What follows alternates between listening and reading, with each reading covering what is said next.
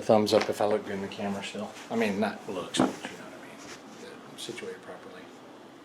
Good. Hey everybody, it's Brent in Central Arkansas. Today I'm going to talk about my biggest fear. And I'm going to use gardening to help me with it, or attempt to help me with it. Diabetes. I'm a type 2 diabetic, and my numbers are not great at all. My last A1C, if you're a diabetic, you know what I'm talking about, was 8.2, and it's ever so slightly rising. I don't think I've ever had it under 7 in more than 10 years now, and ideally you want to be like 6.2 and under. After 6.2 you become pre-diabetic, I believe the numbers are. It doesn't really matter. The reason why I'm doing these videos, I've got 3 videos coming up. There's going to be part 1 of 3 is about to come out. Is I'm going to attempt to use Fenugreek in 3 different ways to combat diabetes. I don't know if it's going to work, but I'll show you some of the literature, some of the research I've done in the video, and I'm going to attack it from 3 different angles. I'm going to use seed itself. I'm going to grind the seed up. I'm going to use sprouts, and I'm going to dehydrate those sprouts. That's going to be the first video. It's going to cover the grinding of the seeds, the growing of the sprouts, and the dehydrating of the sprouts, along with grinding those sprouts to make a powder, dehydrated powder from those 2 things. And the second video is going to be about microgreens, growing Fenugreek microgreens, because it's been said that Fenugreek is beneficial in all 3 stages. So I'm going to grow the leaves, and that means microgreens to true leaf stage, and that's what the second video is going to be about. And then the third video, which is going to take some time, I'm gathering statistics of all my blood work. The third video is going to be post all of this, where I take it daily, and then I'll even show you how I'm taking it. So that's what this video is about. It's going to be 3 parts to it. This intro will be in all 3 parts, and I will share those videos as I go. I'm in my bathroom, and I've got the fixins for 2 different types of grows. First, let me tell you about the seed. I get the seed in bulk. It's in my store. Whichever one I'm using will always be listed under microgreens in the store, and so that may vary from time to time depending on price. But I didn't get these from a seed store. I got them from, well, it'll be in the store. Anyway, so I've got my scale here. I'm going to measure out 2 different ways, 2 different styles of grow. I've got 2 here that are yellow topped. They're going to be sprouting. I'm going to grow Fenugreek to the sprout stage, and then I'm going to dehydrate it and use it. And in this one, I'm going to grow them to get as much true leaves as I can, like I do, it is microgreens level, and true leaf form. And I'm going to grow them. I'm going to do the soak for them in the green one, and I'm going to do the soak for the sprouting in the yellow ones. So I've got my cup here. I'm going to zero it out on the scale here, and then I'll show you how much that I'm adding to each one. Alright, I've zeroed out the weight of the cup for the microgreens version, the one with the leaves, and it comes to I'm going to grow 3 ounces this time. I had grown 4 ounces before, but it was super dense, and I'm going to grow less this time to allow more leaves to spread. These things have soaked for 12 hours, and it's time to get them on the tray. Now the shorter one here, as you probably realized from watching the video just now, it was yesterday for me. Anyway, this one is for a grow. This one's going to be microgreens, and that's what this tray is going to be holding. One of the things I don't talk about much, and I should talk about it more, it ensures success, and that is washing and sterilizing everything you grow in. I grow in what's called the assembly, which is a few more parts than what I'm showing here, but I keep everything washed. I wash it in Dawn, and then, or dishwashing liquid, and then I sterilize it with the bleach solution, light bleach solution, and rinse. This is the tray and the screen and the bottom 1020. And so I put the screen here and then the tray on top of it to keep the screen flat for next use. But it's very, very important that you grow in a sterile environment. That keeps disease out. It allows me to grow super, super densely and not have any disease or fungal issues at all. So the majority of the grow, in this case 100% of the grow, was in a sterile environment, more or less. It was under the dome, covered where things can't get in. And when I grow microgreens, it's pretty much the same thing until I uncover them and let the microgreens green up. But by that time, they're pretty well established and have a great root system. So that is probably the key, besides one other element that I talk about in the book, but that's probably the key to making how I grow a success hydroponically. On this first tray, I've got it spread out nice and evenly as I can get it. I do use a little piece of foam, and what I do is after I spread it out, generally speaking, I just take this foam and kind of push down ever so slightly and twist, which kind of forces it to, as it tries to flatten, move seed left and right, and it just kind of creates an even seed distribution, which I really like. Now on both of these grows, I'm using the whole tray with a food grade mesh screen. It's FDA approved for food and beverage. It's the biggest question I get for growing no medium. What your screen made out of? You know, what are you using? Is it going to leach and all that kind of stuff? Well, anything you can do to improve that, or remove toxins, or just get better at your growing to make it potentially less toxic, I'm all for. So I kept searching and searching, and I finally found this food grade screen, which is really great. I'm really happy. It's very durable. It's the right size for all medium seeds. For peas and sunflowers and all that, I grow directly in the tray. For medium seed, this will do great. Almost all other microgreen seed, this will do great on, besides the big seed, which you grow directly in. There are a few fine seed, like celery and amaranth, that require an even finer screen, and at the same place that you get this, you can get the really fine screen. So I guess that's enough on screens. Gone totally food grade here, totally reusable. No need to buy soil, no need to buy cocoa or peat or any potting mix or anything. Just use it over and over and over and over. Food grade. So it's a one-time initial buy, and after that, it's all good. So with that blackout dome on, we're going to let them grow for 3 or 4 days so they get to the level of about tray height, maybe a little bit more, and then we're going to take the dome cover and weight off and just let them grow and leaf out.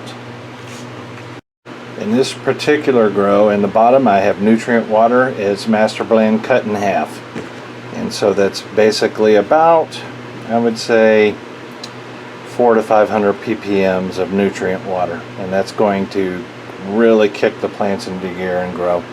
If you haven't seen my nutrient versus water video, you should check that out. Without medium of any kind, it's clear to see that microgreens, almost all microgreens, need some form of nutrient, and that the seed is not enough. This is the grow to true leaf at the time we're taking the sprouts. That's what it looks like.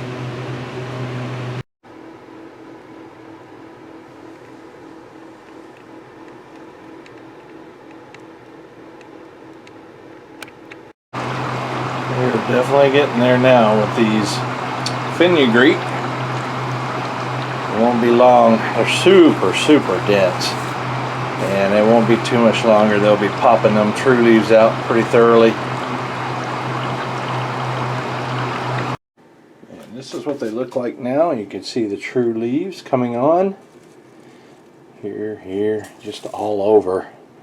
And I want them to get a little bit bigger. We want to get pretty good leaf growth. We want to get overall weight, and we want to get some leaf growth too.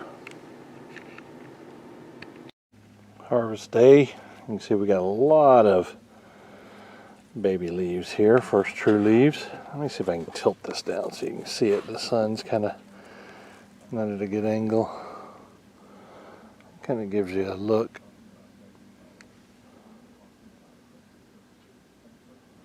So this is past the cotyledon leaf stage to the true leaf stage, and this is what we want for this particular grow. We want a good bit of leaf growth, but we don't want it to grow so long that there may be issues or something. Plus, we need to get it as quickly as possible so we can dehydrate it and get it into powder form so we can ingest it.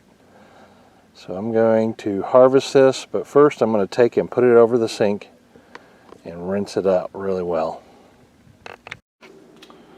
So I carried it into the house. You can see there we got the roots and we got the leaf side. This, doing it one-handed here, and I'm just going to spray it off. I don't care if it leans the micros over because they're going to be dehydrated very soon. What I'm doing now is simply getting any basically dust off of here and any nutrients off of the roots that may have collected on the roots. I'll even turn it over here and show you. Just rinse off the roots. We are going to keep the roots because we're making powder, and so the roots are an important part of this grow. I normally don't keep roots, and those of you who grow and want to do something with the roots, they can be juiced or turned into a powder and added to soups, or they can be fed as fodder to chickens, pigs, animals. So I'm going to do this, and I'm going to take the micros out of the tray, and all I'm going to do there is I'm going to trim the roots off and then pull the screen out and just start pulling it off the screen and putting it on the dehydrator racks. All I did was take a knife and just go down this like that, and I put them on the first dehydrator rack. Nice clean roots. I'm not going to do an overall weight of the green material, but once it's dehydrated and made into powder, I'll do an overall weight just to see how much that grow made. Okay, so I wanted to tell you here that this, with the roots cut, this green comes out easier than I ever imagined. So I'm going to flip this over and rinse this part, and then well, I want to tell you that I've been consistently using the food grade screen. I really like it. It's really durable. What I'm going to do here is rinse it, and then I'm going to pull them out. See how easy that is right there. And I'm going to do a final rinse and then lay them on the second dehydrator screen there. Piece of cake. So I'm in the middle of rinsing here, and always whenever I do microgreens, grow microgreens, I'm always looking for potential problem areas, and almost every time I never find it anymore. But in the middle, I thought I would share this with you. You see how dense that is? I mean, it's extremely dense. That's just the way I grow. Intense hydroponic grows, or IHG is how I grow, and it's always very dense. But I wanted you to look at the screen. I don't get damping off, and I don't get fungus hardly ever. It can show up on sunflowers if I don't do the preventative 2 rinses that you do with sunflowers, but everything else, I can't remember the last time I had fungus, honestly. And it's very important for those of you in the book who are following the style, and if you're running across any type of fungus or disease or damping off, that's when the plants get soft at the bottom and they fall over and die. If you're getting that, maybe you might want to review the chapters, or maybe it's for reinforcement of how you're growing, or maybe it's something in your environment. But anyway, I'm always there to help. So yeah, if you look real close, in here. I'm not sure how much of it's coming up. It doesn't look good in the screen of the camera, but I've often found that the video actually looks a lot better than the screen shows. So I'm going to put the light focus on these microgreens in case it shows it very clearly. Also throughout the screen here, there's nothing on there. There's nothing at all. And the micros always grow great. So now I'm going to put the light off and see if the camera can get it at a different clarity. Maybe you can see it better this way. So I just wanted to point that out. I always look for it. I always do. Who wants to put slime in their mouth, right? Who wants to put any kind of diseased or fungus in their mouth, right? You just want clean, clean, clean and healthy microgreens. It always surprises me how much microgreens a grow produces. This is one of the trays. I've only got 5 trays for this dehydrator. The first one was the roots, and the second one is the first batch of the microgreens themselves. And you can see here that what I'm saying is I don't think I have enough trays. I'm going to have to Ziploc these and dehydrate a second batch. We'll see. Alright, I put a little over half in here, and I've got 3 trays of the microgreens and one of the roots, and I'm not going to put them on since I got to do a second dehydrator, I'm not going to put them on top of this one because this particular tray sits right underneath, well, I'll show you, right underneath this. So I want to keep this area clean. The last time I dehydrated the sprouts, there were sprouts stuck here. There may even be some still there. Yeah. Anyway, so I got to do a second dehydration. So anyway, we're going to get the dehydrator started, and then I'll go ahead and clean the rest of the micros here and get them ready for the second batch. I've set the dehydrator to 125. According to the dehydrator, 135 is for fruits and vegetables.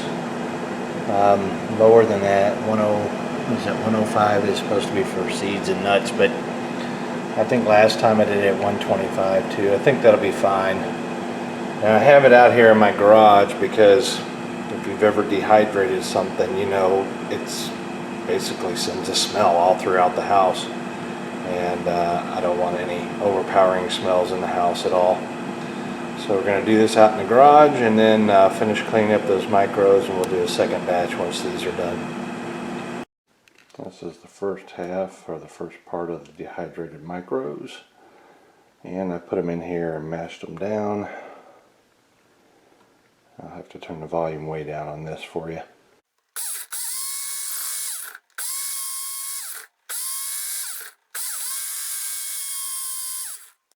Alright, this is what we end up getting. That's not very much, is it? That's probably 25, about right here on the cup. That's a 16-ounce cup. This is the rest of the micros. I'm going to put them on here. And I thought I had 4 of the 5 racks filled, but I only did 3. I was uncovering it and I noticed that one was empty. But anyway, still wouldn't have had enough room, so I'm going to do a second dehydration here and collect it in this cup as well, and we'll get an overall. Alright, let's see how much this powder weighs. Got an empty cup here, going to zero out the scale. The starting seed was 3 ounces. Post-grow, roots and all, is 64 grams. Let's see how much. It's 2.25 ounces, just under what I started with. I'm kind of surprised. I thought there would be more than that, but evidently it dehydrates down quite a bit. I got 2 quart jars, and I'll ground it further, combine it all and ground it further into a finer powder. I had been eating on this before I added this microgreens part. for a week or so. I'll put the number of days in here. But that's it for this video, and the third video, which is going to be some time from now, will be the results after I go back to the endocrinologist, and we'll get an A1C and go from there for a third video. This is Brent. We'll see you later.